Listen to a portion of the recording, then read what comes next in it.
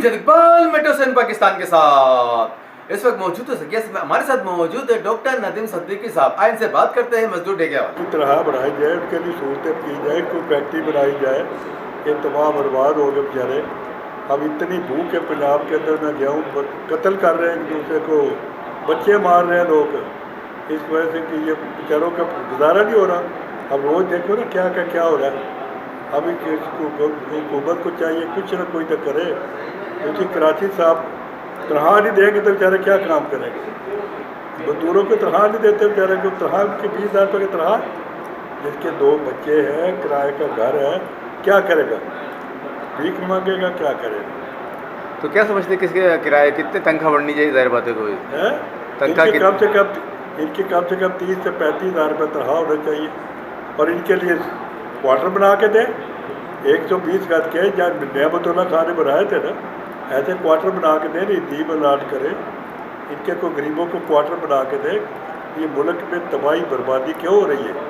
और ये आसमानियों को निकालें इधर से, अल्लाह करे तो ये देखा जाए। जराब पेशा जो कत्लेआम हो रहा है, पंजाब में आदमी कराची में आना नहीं पसंद करता, वो कहता है वहाँ से कत्लेआम हो रहा है सुबह शाम, क्योंकि टीवी के ऊपर कंट्रोल करें। टीवी ये जो मीडिया है ना, इनके ऊपर भी कंट्रोल करें, ये उल्टी पुल्टी खबरें देता डे 1 मई आज पाकिस्तान में ज़ोरों शोर से मनाया जा रहा है। मैं इसमें आपको पॉइंट आउट कर दूं कि 1886 शिकागो कन्वेंशन में जहां के मज़दूरों के साथ ज़्यादती के लिए एक दिन मनाया गया था 1886 के, वहां से ये दिन शुरू हुआ। और आज पाकिस्तान में हम लोग 2024 में मज़दूरों का दिन तो मना रहे हैं, लेकिन यहाँ जो जुल्म हो रहा है मज़दूरों के साथ, आप फैक्ट्रीज़ में देखें, किसी फैक्ट्री में मज़दूरों को बेसिक राइट्स नहीं मिल रहे, ना उनके पास मेडिकल फैसिलिटी है, ना उनके पास राशन का प्रोविज़न है, ना उनके पास कोई फ्यूचर बेनिफिट्स है, रिटायरमेंट बेनिफिट कुछ नहीं है। मज़दूर जब बूढ़ा हो जाता है, उसकी ताकत ख़त्म हो जाती है, तो मज़दूर के पास रिटायरमेंट के लिए कुछ नहीं बचता और उसे मालिक निकाल देता है अपनी नौकरी से।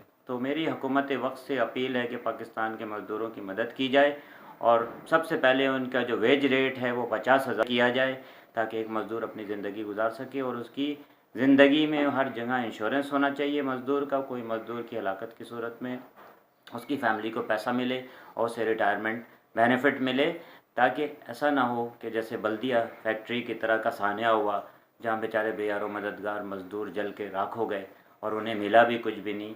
तो इस तरह के हादसात को रोकने के लिए भी हमें सख्त इक़दामात करने हैं और मज़दूरों की मदद करने के लिए हुकूमत ने पूरा हमारा साथ देना है। इसके साथ ही सारे शहीद मज़दूरों को मेरा सलाम।